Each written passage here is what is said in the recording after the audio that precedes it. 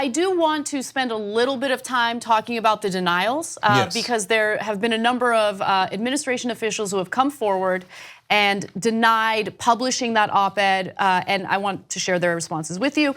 So first, let's go to graphic 4 because it gives you a sense of the environment or the climate within the administration at the moment. According to the New York Times, a hunt for the author of the offending article was quickly initiated and scrutiny focused on a half dozen names. Aides said they assumed it was written by someone who worked in the administration, but not the White House itself, although they could not be sure. You know, I don't necessarily believe that. Yeah, same. Kellyanne Conway is out there saying, oh, it could have been anybody. It could have been thousands of people that have access to the White House. No. And she's like, we don't know they're in the White House at all. Why? Kellyanne Conway's in the White House. And so to me, that was a little bit of curious. I know what we're doing now. This is the fun part of the story. The disastrous part is that the president has lost his mind. The fun part is playing mafia. I don't know if any of you have ever played that game where you try to figure out who the mafia is and who the citizens are. Google it, it's a super fun game. And that's basically what we're doing at a national level here. Who did it and who could it be? And when you look for clues, when someone comes out and goes, hey, it didn't have to be somebody in my position or similar. They don't have to be in the West Wing, I'm in the West Wing, but they don't have to be in the West Wing. It could be thousands of people. You don't know who it is. I go, interesting. Yeah. Okay, so that's just, but there's a lot of clues. There's a lodestar of clues. So, we'll get to them. So let's go to the first video. This is Mike Pompeo. He, of course, is a senior official within the Trump White House. And here's what he has to say about the op-ed and whether or not he might have published it. Were you the author of that op-ed? Could you comment on it? Thank you. So it shouldn't surprise anyone that the New York Times, a liberal newspaper that has attacked this administration relentlessly, chose to print such a piece. They should not well have chosen to take a disgruntled, deceptive, bad actor's word for anything and put it in their newspaper. If it is what it is purported to be, it is sad that you have someone who would make that choice. I come from a place where if you're not in a position to execute the commander's intent, you have a singular option, and it's to leave. And this person instead, according to the New York Times, chose not only to stay, but to undermine what President Trump and this administration are trying to do. And I have to tell you, I find the media's efforts in this regard to undermine this administration incredibly disturbing. Next question. And I'll answer your other question directly because I know someone will say, gosh, you didn't answer the question. It's not mine. So a couple of things that are fun there. First of all, that deep breath in the beginning was awesome. Okay.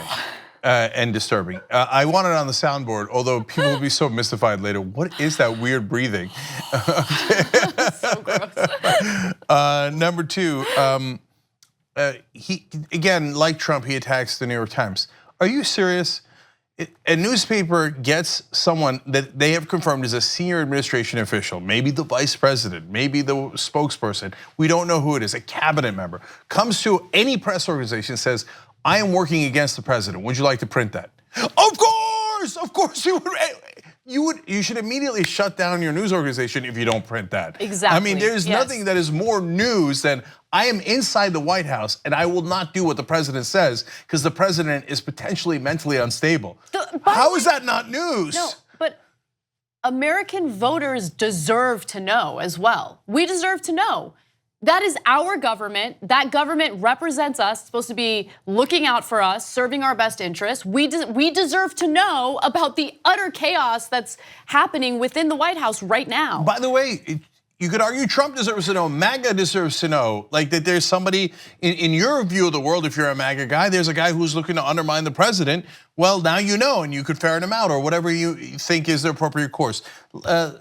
Now, is it Pompeo? Back to the parlor game, okay? No, it's unlikely to be a Pompeo, not because, he denied it. Of course, they're all gonna deny it, right?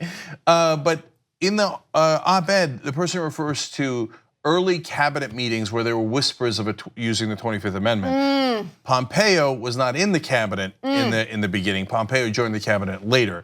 So he was at the CIA, and now he's Secretary of State and part of the cabinet. You sure he didn't work as like a defense attorney at some point? I missed that little nugget right there. Look, I'm not saying that I'm Monk, the defective detective. I'm sorry I said that. Okay, let's move on. Okay. I just wanted to comment on one word he said in that statement that was just ridiculous and inaccurate. So he referred to the person who published the op-ed as disgruntled. Disgruntled, why? It's a senior official within Trump's administration who's currently serving within Trump's administration. Disgruntled is usually what bad actors will point to when someone got fired and then decided to publish something or say something negative about the company that they got fired from. This is not a disgruntled person. This is a person who still has a position of power, holds a position of power within the Trump administration. I have the person that I did something very curious that I got at among the top 2 candidates along with Kellyanne Conway. Oh, drums. Okay.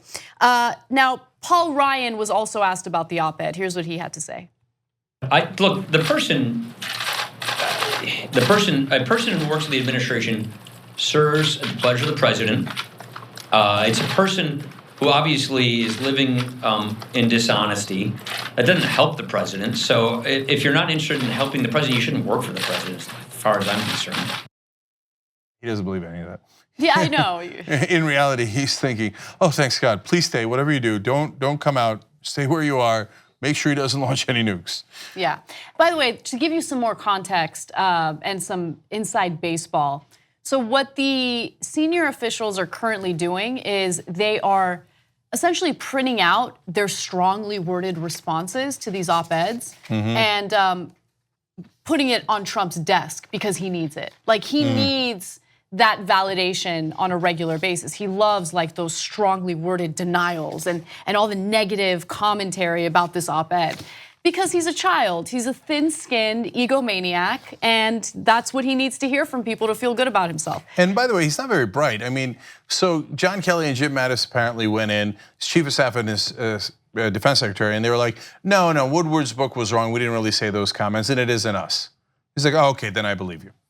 Yeah, but the person's gonna lie to you, and he's not smart enough to figure out which one it is.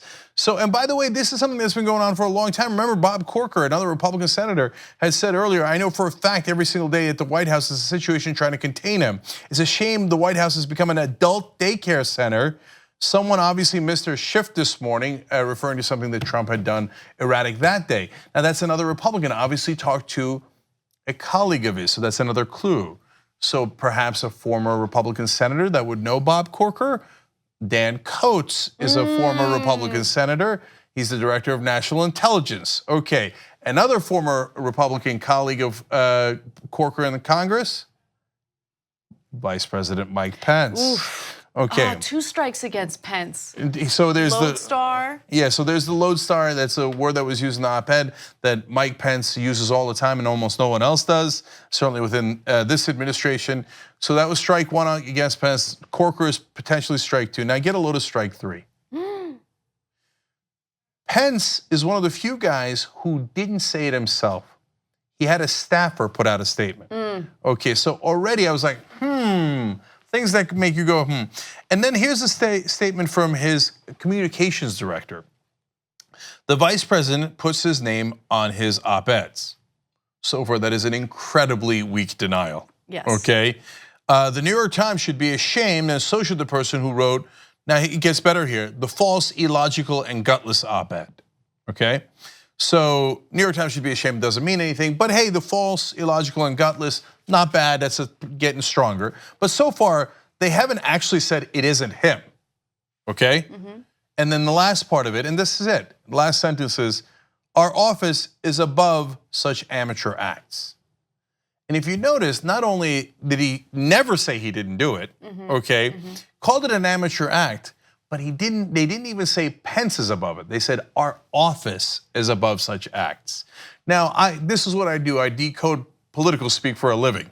And there's a reason why they state things in a lawyerly way. So if they get caught later, they can say, oh, I didn't say that it wasn't me. I just said that it was this and that, and the office did it, but I didn't do it, etc. So that's curious.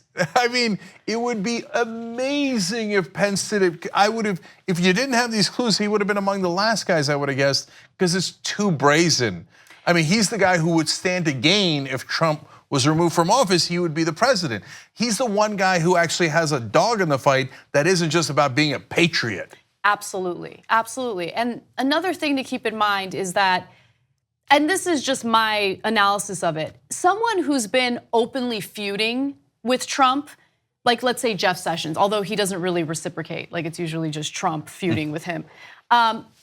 It would be too obvious. Like if he were to think about publishing something like this, I feel like there would be too many eyeballs on him, like they don't like each other, they're not getting along. But with Pence, there hasn't really been much drama with Pence and Trump. Yeah, and so he could have snuck this in. Now, but does that mean it's definitely Pence? Of course not. That's why it's a parlor game. You don't know. Look, and by the way, there's an argument for Sessions. Number one, also a former colleague of Bob Corker, Republican senator, okay? And now Sessions won't leave the administration even though Trump keeps harassing him over and over again.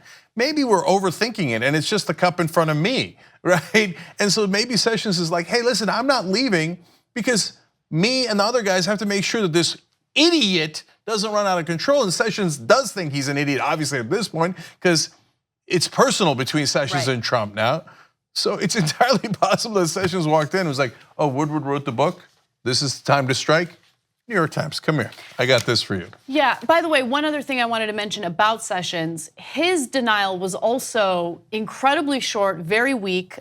So he didn't release the statement himself. There was a Justice Department spokesperson who released the statement. So let's go to graphic 12. A Justice Department spokesman told CNN that Sessions was not the author.